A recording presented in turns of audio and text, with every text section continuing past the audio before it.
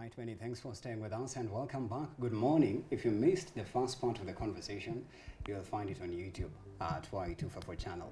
My name is Brian Sanko, and at Brian Sanko Online is my handle on social. So feel free to interact with me and with us on our socials and let us know where you're watching us from. Now, in this part of this conversation, we are delving into matters, opportunities, and employment. Now, according to Federation of Kenya Employers, it says 65% of the youth that are unemployed in the country, most of them are transitioning into the job and labor market without the skills needed for the opportunities. But then, what is the role of the government and responsible stakeholders and institutions in ensuring that it leverages the gap between unemployment, upskilling, so that this youth can land in the right opportunities? And that is the conversation I'm about to delve into. I'm going to be engaging Jacqueline Gugi. She's the CEO of Alien Age Marketing and Sales. Karibu sana, Jacqueline. Thank you. Thank you, Brian. Nice to meet you too. Karibu sana. So please let us know a little story of what you do and what it's all about.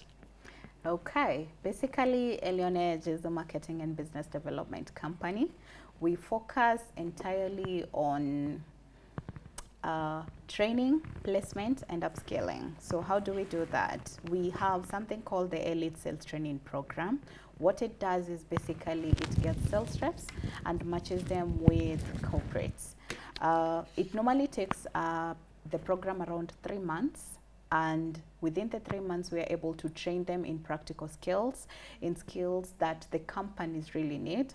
We come as a gap between the employer basically and the employee, because the current market currently, because of AI, practical skills are proving to be hard to prove. Yeah. So because of that, employers are finding it really hard to find very qualified sales rep, because by the book and by their CV, they look really perfect. Yeah. But now when you come to practically, the experience is lacking. So we're coming to bring the practicality of it to the employer, but also upskilling the sales rep to a level they are able to say, I have grown in my sales career, and this is where I'm at. So basically, that's what Alien Age does. Yeah, that's a good history, by the way. So it means that you're trying to also facilitate or create a space where those that have passion and interest in various aspects of maybe what they pursued, and also other different, interests as well, are able to receive skilling, and then now you unleash them or connect them to available, suitable opportunities. Yes. Actually, that's basically what you do. Nice, awesome. Now let's move on. Maybe what would you say are the areas that you have identified that have helped young people to tap into their interests and passions in their professional zones? I think majorly for young people, they already do know what they're interested in. It's the commitment and consistency and focus, and also currently most Gen Zs are looking to make money, which means if this thing is not bringing money, we switch. So that trend tends to do. So what we are doing is they already do understand their passion. How then do we grow them to a place where they can increase their income? Because you see, for an employer to say, I'm increasing your salary, it's value-based. But practically, you said you have 3 years experience in sales, but you look like you have 1 month experience in sales. So we're trying to reach them to a place where they have a negotiating capacity at the table to say, this is my experience, these are the targets I've fulfilled, this is the kind of revenues I've offered to the clients I've worked with. So then you have a little bit of negotiation power to say, then I believe this salary I am worth. And you see, people pay for value. They really don't pay just for anything. For a professional. For a professional. Or just because your CV says you have 5 years experience. Not really. But then speaking of 5 years experience, it's a thing actually. Most recruiters are like, we are looking for someone with 5 years experience. And yet, this young lady or this young gentleman just got out of campus the other day, but yet they want this spot. They know it's suitable for them. So how do you even calibrate this to a point that they're not missing out and they're able to compete, I'd say, effectively and equally among others who are still eyeing the same opportunity? We give them the same opportunity. I'll say passion disintegrates you most of the time. Passion, okay. So passion is basically passion and purpose. Most of the time, we really take them to mean the same thing. passion is you feel you have the energy and the enthusiasm, to pursue this thing. And purpose is, are you really good at this thing? Do you understanding, and does it come naturally to you? And also interest, and also interest. Yeah. So there are people who are great sales reps without even starting to have the conversation. But you see, sales reps is not just about talking. It's also about practical skills. So how do you call? Do you understand what is the message for the company you're representing? Do you understand their brand? What are they representing? What kind of a client are they targeting? So the professionalism part of it, that's what they don't have, because they call everyone like it's a market. But you see, if you're trying to be hired, let's say for a tech company, that it's targeting Safaricom. Safaricom is really a very high-end company. So if they are really targeting like this type of a company, it means that the kind of message that you're talking, how you conduct yourself, how you call is really very different. Like more than if you're calling your bestie, Mwenda Chako, kind your of bestie, a business. The conversation you have with your friends, Yes. literally different from a professional perspective. Yes, and one of the things you'll find with Gen Z, they do a lot of flowing with, going with the flow. And actually they have their code word, Yes. the coded language. It's Yes. more Kufinish Kumalos and the rest of the Malos, so it's like a culture thing, and it's actually relevant for for the season. But then before we go to the skills and I'd say the gap between those that are skilled and those that are suitable for the opportunities and what you guys are doing, I don't want to forget that you've been in operation for 2 to 3 years and at least in 10 counties. Just to give credit to your organization, please go ahead. So part of what I'm good at is growth strategy. So which means growth strategy can be individual based or company based. So integrating basically from an individual level and a corporate level. For an individual level for a career, if you stagnate in that career for more than 3 years, you tend to think this is not my calling. But maybe you don't have the practicality of it or the skills that the corporates are looking for. So that's what we offer. For the corporate, it's not entirely about the sales rep. For the corporate, you'll find most of them don't even understand their own message. For example, let me use Safaricom again. If all of us are asked about Safaricom, what message do they represent? You almost know it's connection. There's just a feeling over everything that is branded that has a connection to it. That's the same thing. So if for me, as a corporate, I'm looking that I'm not positioned my product to a place the message is clear, the same mistakes are replicated to the sales rep. How is it replicated? Because if the message they are saying are different across all of them. For example, let's say we are selling an orange. I am saying the orange is orange. The other one is saying the orange is soft inside. The other one is saying something different. So all of you are selling the same thing, but there's a miscommunication in terms of what you're selling. So it first starts with the company understanding what are they really selling. Because you find there are hotels that right now in Nairobi are not selling food. They're selling business space. Because if you go there, you're going to have a cup of coffee while sitting down just to do your work. But there are hotels you won't go to work, you'll go to eat and get out because the noise is a lot.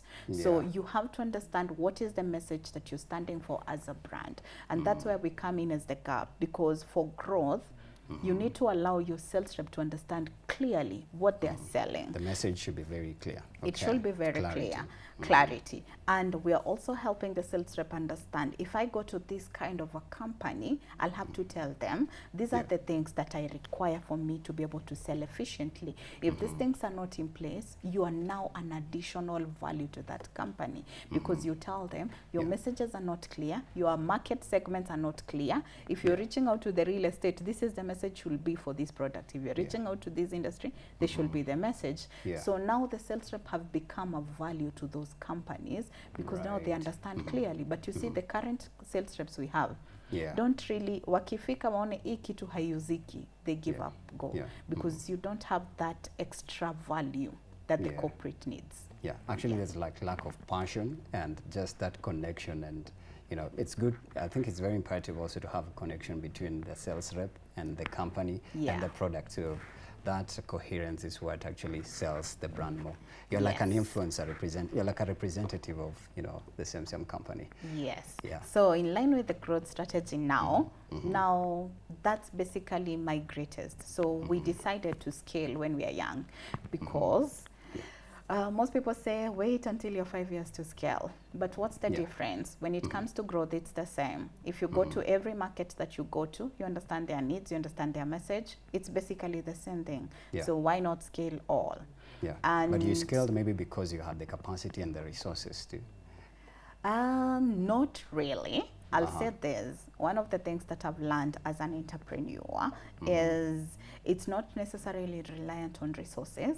You have to learn to take risks, and growth requires risks. Absolutely. So there are pluses that as you take risk, they provide for themselves. So sometimes you'll not start with resources. Most millionaires will tell you they never started with. They started with the mandazi now.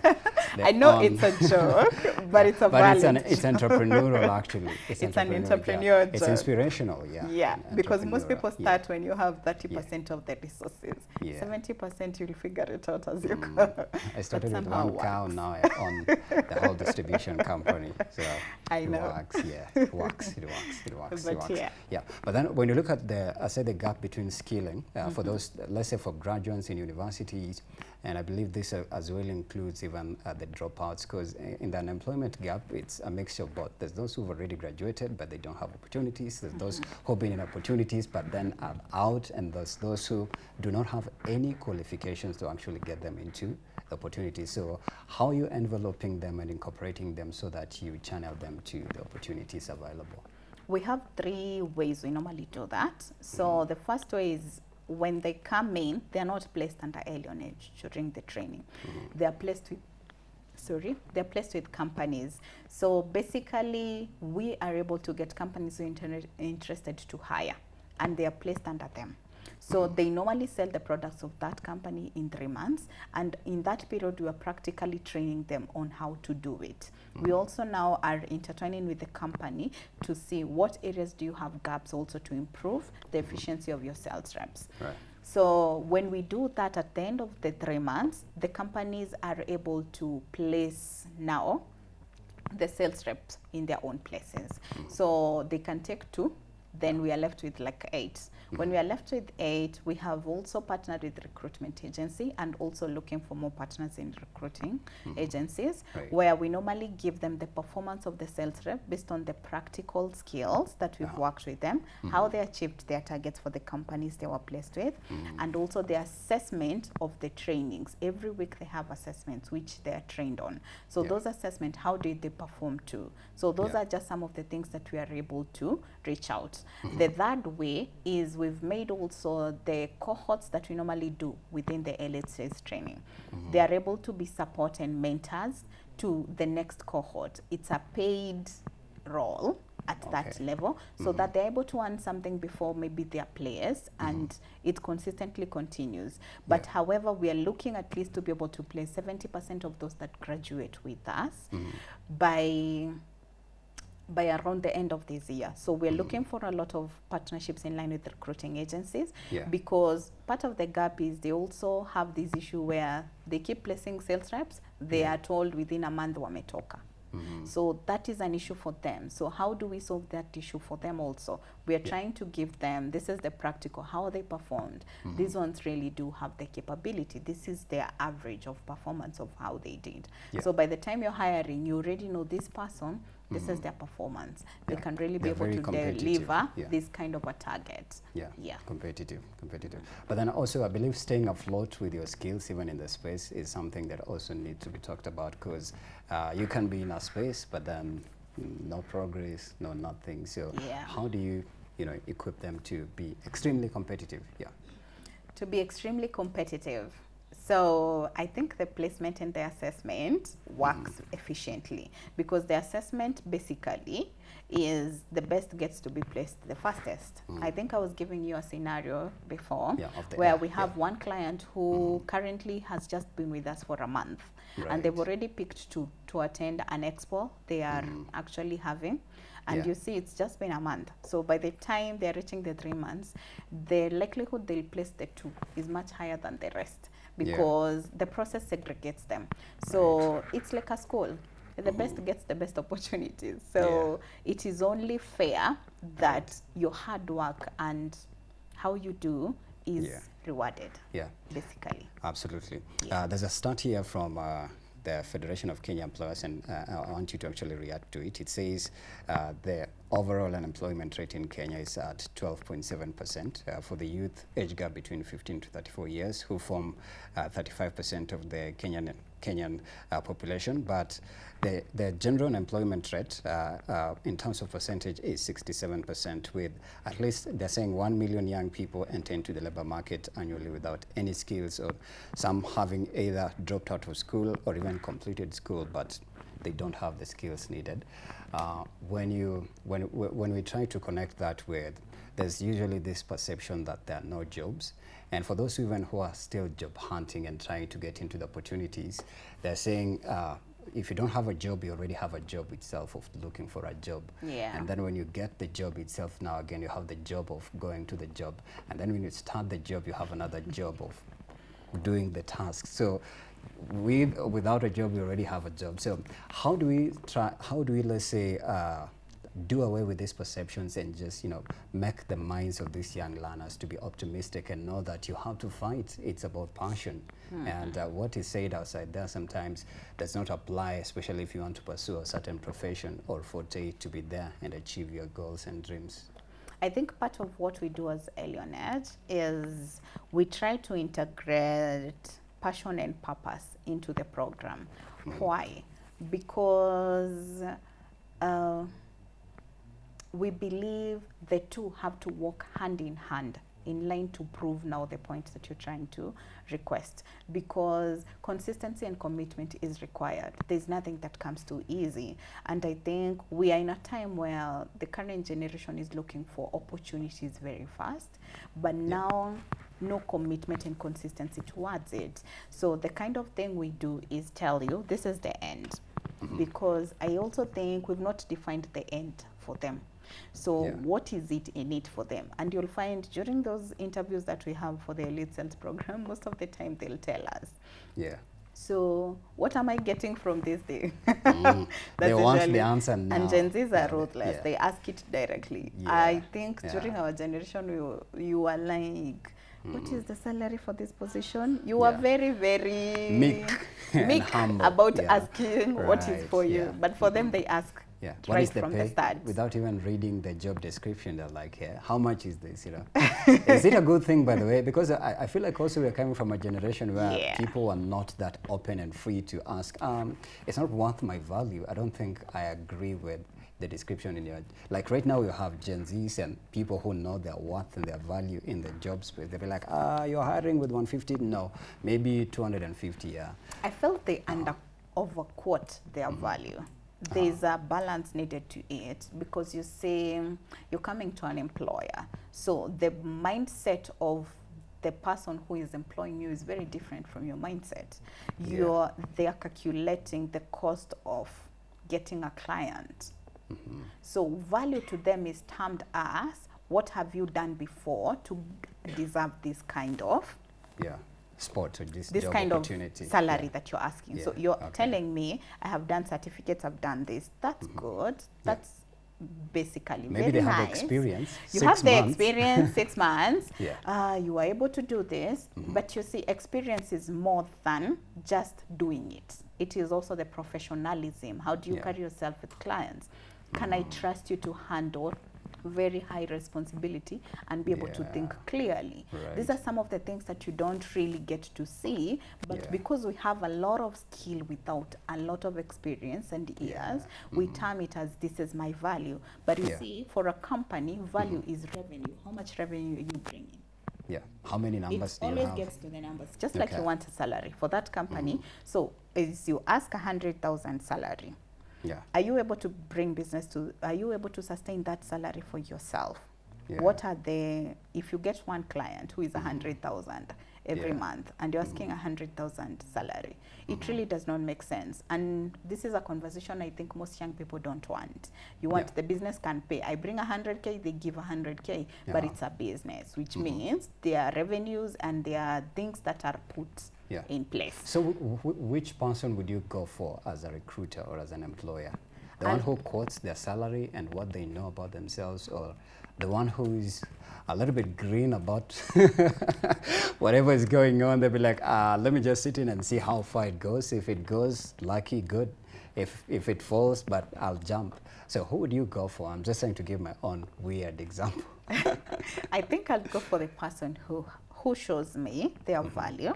I'll ask someone, I'll take someone also who rises up and says, yes, I want this kind of salary, but also show me, why are you worth this salary? That's where now the gap is. Okay, I get it. You ask the salary, you don't show me why you're worth this.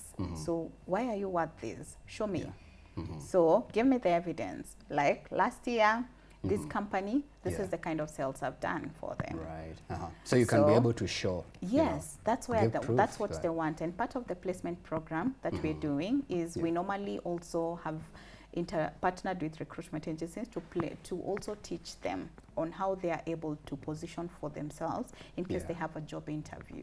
You don't say, this is the salary I want. You say, based on my targets, the previous company I was able to close 7 clients. Their revenue was up to 5.5 million. Based on this, the profit margins were, you already know your profit margins too. Please don't say 5.5 million. It's medical and pharmaceuticals, and the company's profit margins are at 10%. That's 500,000. Wow. Let's phrase it like that. So when you come to, let's say the profit margins are minimized, you come to that place, you have to calculate what really does that mean. So go with clear information about what you're asking. People appreciate someone who has done their research. And now I can tell, I can hire you, you know your thing. You know, this is a serious I'll have that kind of respect for you. I get it, but I think it's missing with the youngsters out there. And It's missing. that you mentioned that it's an arrogant asking. Oh, you'd say it's an arrogant thing. It's an more of an arrogant attitude, asking more than, but also there are a few ones who are really committed. It has been really an honor to see some who are really committed to things, especially the younger women. They are really committed to things and see them through. I've seen them actually come green with 0 experience, and you see them doing sales for ERP companies, which are some of the highest. ERP solutions provider are not easy to sell. Tech company is the hardest space to sell. So we'll actually talk about tech in just a bit. Yes, because we have a client in line with tech ERP solutions, and that's a really hard space. And it's also a high-end tech. So which means they're targeting companies who are making 20 million and above. That means a lot of skilling, training, and whatnot. I was reading, I think somewhere, it could have been on one of the websites, where it says from now henceforth moving forward, most companies will be looking for emotionally intelligent, employees, and they'll be recruiting, people who are emotionally intelligent. But then now add artificial intelligence in between now.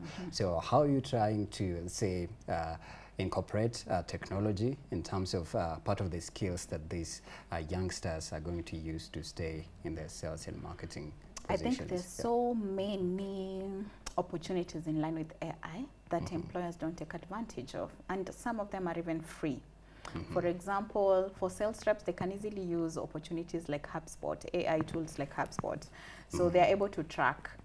If a client opens an email, let's say today, they're able to tell, hi, this client has opened an email. So immediately, they're able to reach out to that client, or they're able to see this client has opened their emails 13 times today. So there's so many AI things they can take advantage of. There's also ChatGPT. If you need to improve your email, you don't have to send the usual email you used to send. Write down your template, what you're looking for, then take it to ChatGPT, tell it improve. Or you can also use Grammarly, which is also a language AI. So there's so many AIs. There's one called Calendly. right? I don't know if you've heard Calendly. It's for scheduling meetings. Yeah. Oh. Yeah. I think it's advanced kidogo. But Grammarly, I've met it Calendly. before. Yes. Yeah, I've seen it. That's really also a good one for scheduling. And also you get to share your calendar. I think it's the one you share your calendar, then yes, with the client, and then time. They also pick a time from your schedule. Yeah. Bana, hii dunia gani tunaishi? Look at how things just advance, you know. It's really like advanced. Somebody will be able to say, Sako will be available on Friday, so let me see if I can fit on the schedule, and you guys talk on the platform, and boom, you meet on the, you know, on the virtual space. Yes. So I think these are some of the advancements even in there. Yeah. You'd say some of the skills that these guys are still missing and they need to have, and you guys are actually offering them. Yeah. Yes, we are actually teaching them in line with AI, with sales. What are some of the things they can take advantage of in line with artificial intelligence to improve their efficiency? Also, most companies right now are requesting you to have a CRM experience, whether it's HubSpot, Podio, whichever kind of CRM you're using. Yeah. There are so many CRMs, you'll find that some of them are able even to do follow-up reminders. You're able to schedule almost every process of the sales process. Maybe you can say what CRM means to a Gen Z who is not conversant with employment lingo and jargon. I'm not so sure. I remember the entire thing, but let's I think just say it's a system. It's a system that helps to streamline communication and whatnot. Yeah. Now you know.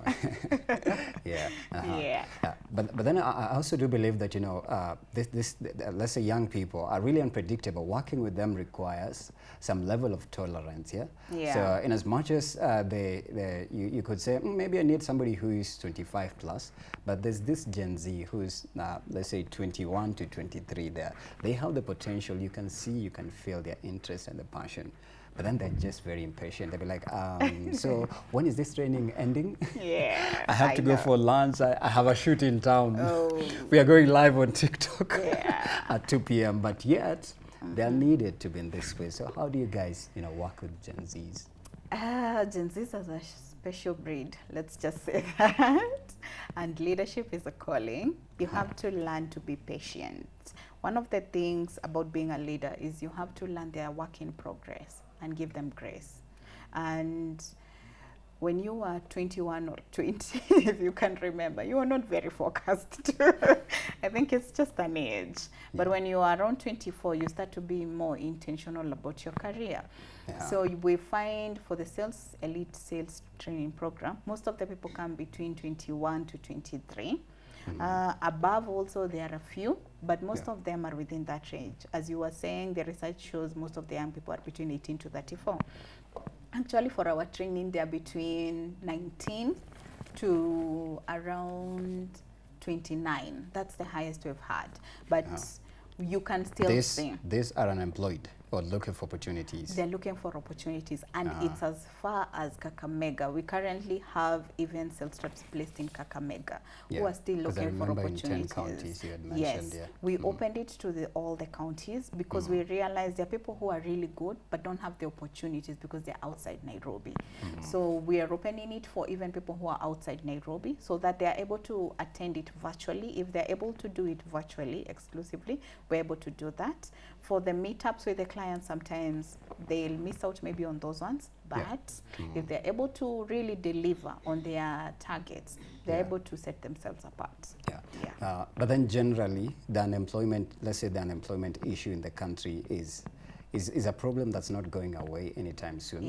And as much as you're saying, oh, the government has created this and this and this, but it's not meant for everyone. It cannot literally, let's say, assume everyone into the same position. So would you say there are enough opportunities in the country, or we need to create more opportunities? Like if you're trained and you're skilled, and you know certain skill that can open another position for another person, then leverage on it. Because also there's somebody who I think I spoke to, and they were saying for Africans, we are more of consumer. We have a consumer type of culture where, oh, what is the next AI system? But I love the fact that we have Simba AI. At least you're trying to create.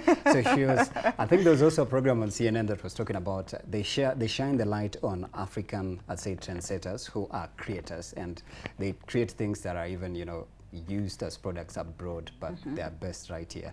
Young founders and creators. And I believe you're among the influencers as well who are trying to create places where people can tap into. So do you believe maybe we don't have enough opportunities and we need to create more, or the ones that are there are suitable for those who are ready for the market? I believe we don't have enough opportunities. And I believe Africa is really rich. We really see ourselves very low, because I'll say this, God has given Africa a really good mind. Because if you go to Silicon Valley, most of the people that are employed in those places we are talking right now are mostly Africans. If you look at the richest man in the world, basically, he's African, South African to be precise. So there is something that is really deep that God has given Africans. We just have decided to settle. And you see, it is from that place that we were given during the colonial system. We were given until we relied now to receive just. So it's systematic but oppression. We don't give. It's a systematic oppression. But we need to release ourselves and understand we can make opportunities for our young people. We don't need to wait for the governments. We need to arise as founders, as entrepreneurs, to offer the young people opportunities that really create impact for them. Actually, I'm really sad about that, because I stayed without employment for 7 years with a full degree.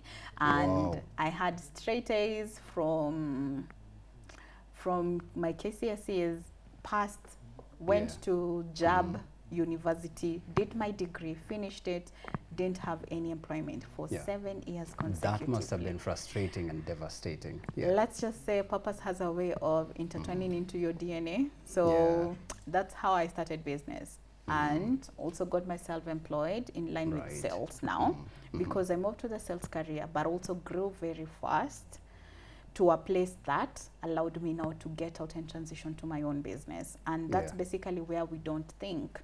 Some of the struggles we have are defined in line with purpose, and entrepreneurs need to realize that having lack of employment is not easy. I applied in those 7 years more than 1,000 jobs, I'm sure, and you had like less than 100 called back.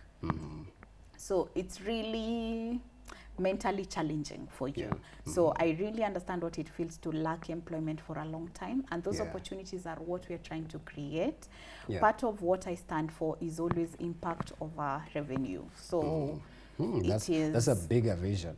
There's a bigger vision. Because you're not called for to make money. You're called for a people, because there's a generation that is coming that don't have employment. What are we doing right now? So you have a mind that can create, and come up with strategies that can be able to help the next generation to have opportunities that you didn't have. So as far as Leonage can take it, we want to build that kind of impact for the young people to place them to that level. Wow, impressive.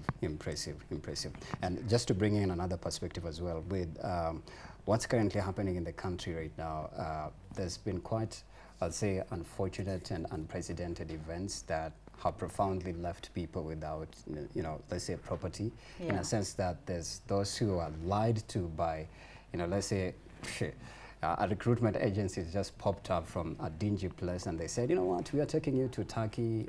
We want, 10,000 people to be, I don't know, chefs. They are always specific in some of these job descriptions that they want, and they're asking you to pay 15 to 20,000 to process your visa, and then they're saying, oh, you'll pay for your own flight again.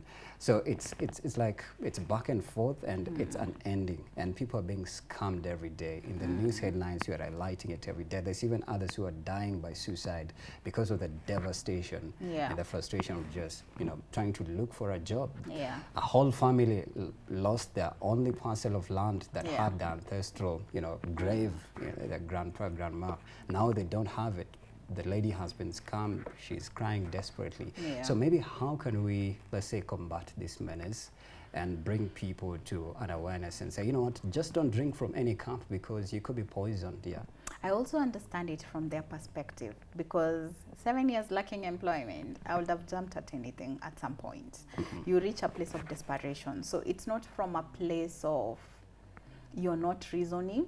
You even see the red lights, but you choose because you just want a little hope. Just a little hope that you can get something. And maybe that's why the people who are doing good need to be louder, because most of the time when we are doing good, we keep quiet. We don't get louder.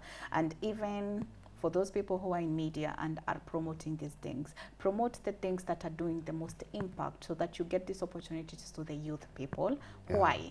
Because the louder you get in the opportunities that are available for them, we can't amplify it, because sometimes we are really doing the work, and sometimes it's not really easy. I was actually telling your team, I'm not a media person. You're actually telling me I'm really you're nervous. not ready for high octane energy, and I was like, I'm a nonchalant guy. No worries, I got you. So sometimes when you're a worker, you don't tend to learn how to amplify your voice loudly, but we really do need to do that, and that's part of why we are doing this today.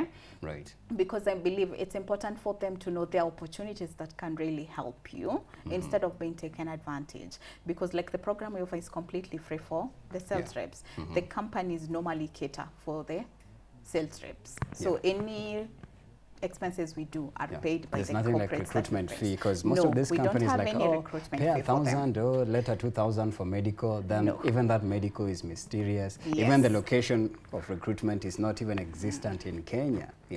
So the only payments they get to pay is with their time and commitment. That's the only thing we require from them. And why? Because if we are able to place them with these opportunities and give them the skills that make them to be sustainably in those companies for a long time, then we've created the impact we needed. That's all. Incredible. Maybe have you had a chance as well to interact with stakeholders from the Ministry of Labor, so that they can just get to be privy with your works, your body of work, and what you're doing to try and create a space? Not yet. But we're currently partnering with different organizations. We've tried different partnerships. Are there any that you can give credit to, you would say, that have been supportive all along? Currently, we did a little partnership with Brighter Monday, but then that I've been on Brighter Monday before. That's not bad. So that one, we are currently doing with recruitment agencies, majorly, just to be able to place them. The other partnerships, not really. We've not really focused maybe on partnerships, but also we are looking also to be able to create this sustainably. So for that reason, we are working majorly with the corporates. So the kind of partnerships we have are their companies who are high-end, medium-end, and low-end that are working with us to be able to place these sales reps. So those are the kind of partnerships we're looking for, because those are the opportunities these people are looking for. And just getting to be the gap between them and helping them to be placed with those companies is really the best thing.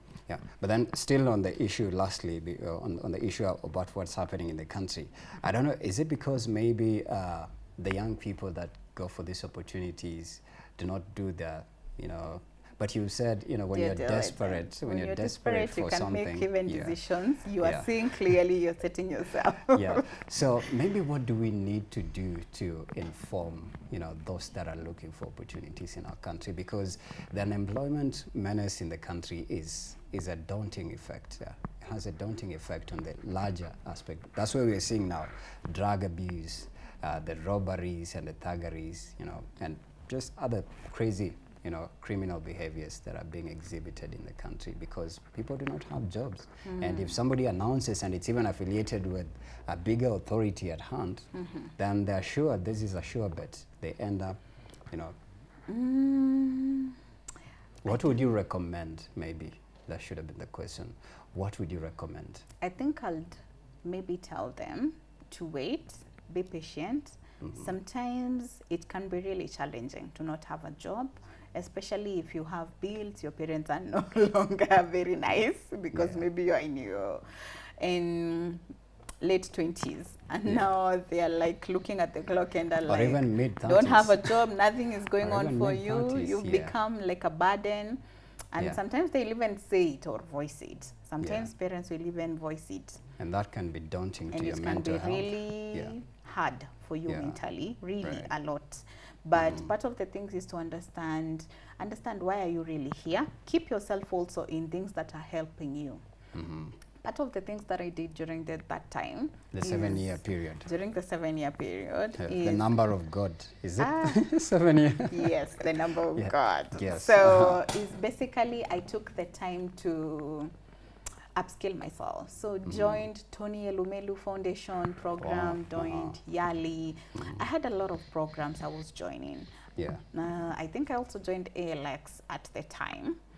So I did a lot of extra things, which if you come to my portfolio, you will find AI, marketing, sales. You are all around. Now they help. Yeah. But here you are now giving opportunities to others. So they can really take advantage of the opportunities that are coming during that time.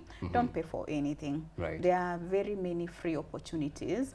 And currently, even most donors have started funding most of the youth training opportunities. So there are so many. I know several, even USIU, I think, offers one in line with cyber security. So there's so many opportunities for youth that are free. Start integrating yourself and placing yourself in those. Then you can also attend the networking meetings that are free. Go get to see what companies are doing. Networking. You can also get to collect a few cards and ask, I was interested in the products you're doing. Can I see what I can do for your company? This is what. Just get to be proactive. Don't give up. Don't just sleep in the house also, because most young people watch TV, wait for the employment, apply in the morning. You don't get to be proactive. Keep your mind in a place where it's still thinking, because if you're going for an interview with someone who's been 5 years experience and you have never been in employment, you need your mind to be thinking like a 5-year experience. So you've been depressed for the 5 years. Here you are, trying to compete with someone who is 5 years. But you say, there's an interview I went that was for 10 years experience. With my 3 years experience, I competed in a place where... And your mind stopped. Yes. Why? Because there's a place you empower yourself so much that people cannot ignore you. That's the place you come to. So that's why we do there a lot of the training, because there's a place when you speak, people can tell there's wisdom. But when you speak and there's no substance, then how do I pick you? So empower yourself to a place where you're suitable. You're suitable. Wachana na social media. If you're doing 2 hours of social media, you should be doing at least 1 hour of empowering yourself. Word. But then we are also being told that we should be entrepreneurial. Don't just focus on getting a 9 to 5. A lot of people as well from the confessions that 9 to 5s are draining. It's not meant for everybody. We've seen people quit. In fact, there's now a loud quitting where Gen Zs are recording everything on social, saying, you know what, this manager is so toxic. If you want to come to this job, be rest assured they will harass you and bully you and micromanage you. So they're recording these videos, sharing them on social. So in terms of, let's say, preparation and telling these young guys that, you know what, sometimes employment is not for you. Probably you should be trying to find out another alternative to what you studied for. If what you studied for is not working, then what other thing can you do? Maybe do you feel like also that lacks in terms of awareness and just doing some sort of like self-introspection individually? I think most of us are, I'll say most of us, because I was also in denial. It's a river in Egypt. I think most of us are in denial. If you're an entrepreneur, you naturally get to be in denial, which means you have a phase where you just need a stable salary and you don't want to think. Entrepreneurship is not for the faint-hearted. Today there is a lot of money, tomorrow there is no. So you're making today $1 million, tomorrow is 100,000, and it's not an easy process. It doesn't need, it needs a lot of you to have capacity. So capacity for that reason, most people don't want to be unpredictable circumstances over their money issues. Because it's also a roller coaster, I can imagine. I can imagine you invested $500,000 and now you're getting only 50K. It weighs you down. It weighs you down. It's a roller coaster, but also I normally tell people, just wait for the process. I'll base this on God, because God has a way of determining your process. When I stayed for the 7 years without employment, a part of me started realizing I'm doing a lot of things, but I also realized I'm enjoying part of the businesses I'm doing, though I'm just doing them as something, as a by the way. before I get some. To just stay afloat. To just stay afloat. But I also realized I'm good at strategy. I realized I'm good at coming up with ideas. Actually, the reason we spread to more than 10 counties is one of the ideas that we did as Alien Age. We really don't have any competitors currently. Wow. And that's a really hard thing to say. That's unique. That's different. Yes. I've never heard of that. So we've never had any competitors. We don't have even currently. Good Lord. Yeah. And that's different. Part of the things, even we keep receiving calls because they'll refer, because this is something so unique, and we exclusively do it now for the schools. Yeah. Is that a danger or it's a good thing? It's a good thing because you monopolize the market, which is what Safaricom is doing. So that's a good thing. I see that, yeah. I see that, it is a good thing. It helps you move very fast. It allowed Alien Age majorly to break even, I think, within the first 3 months, basically. So that allows you a lot of relaxing. So for that reason, part of the things we normally now, when it comes to an entrepreneur, you need to know I'm an entrepreneur. I thrive on creating solutions. You'll realize if you go to companies, you behave like you're the owner of the company. So get out, stop disturbing the owners of the company, and go start your own company.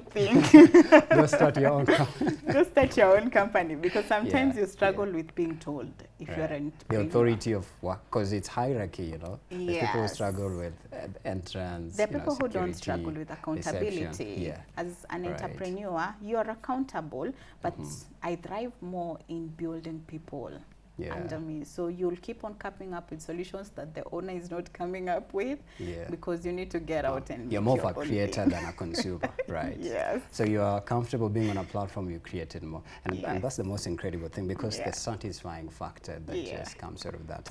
And I want us to close this conversation on a lighter note before you tell people how they can tap into, and maybe another thing that I've forgotten you can just point out very fast.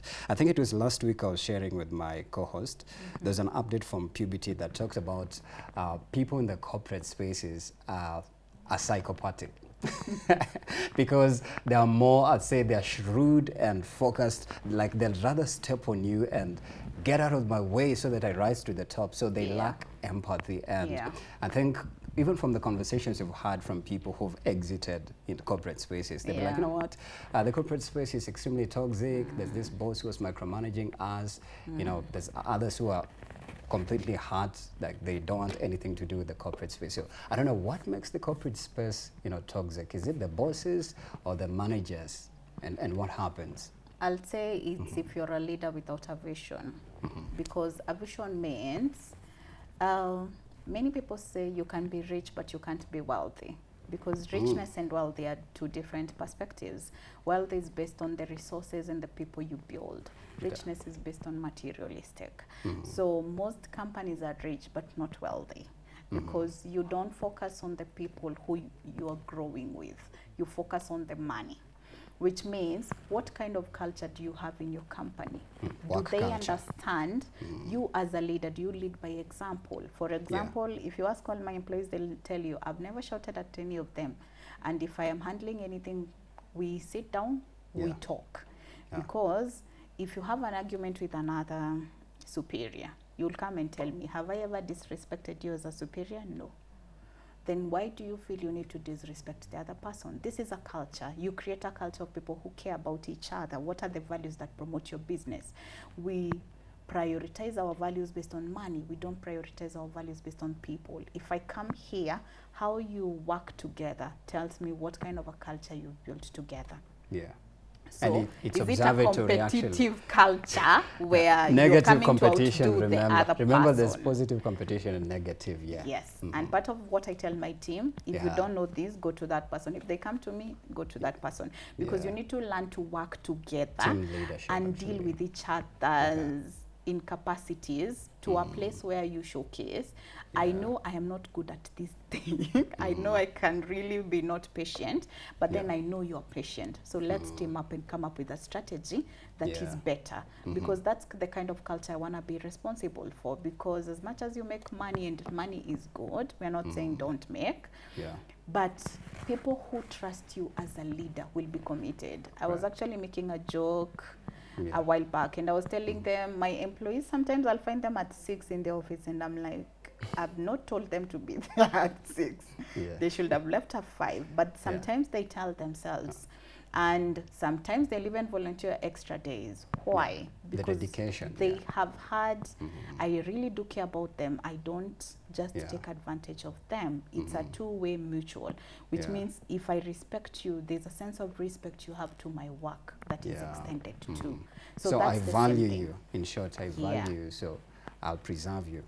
All right. So I want you to give your parting shot and how anyone who needs help in the upskilling space, in placement space, in the marketing space, work very fast. This is your camera, and how they can also get hold of you. Okay. So I think my parting shot will be for those who would like to have the opportunity for the Elite Sales Training Program. It's exclusively for sales reps. So you can be able to contact us. Check on LinkedIn, Elion Edge Marketing and Sales. Do I give the contact? Yeah, absolutely. Go ahead. Yeah. You can contact Elion Edge on 0717 660-892. So if you reach out to customer service, just tell them you're interested in the Elite Sales Training Program. You'll be able to be guided on the next steps. For the corporates who want to partner with us, you can also be able to reach to us through the contact.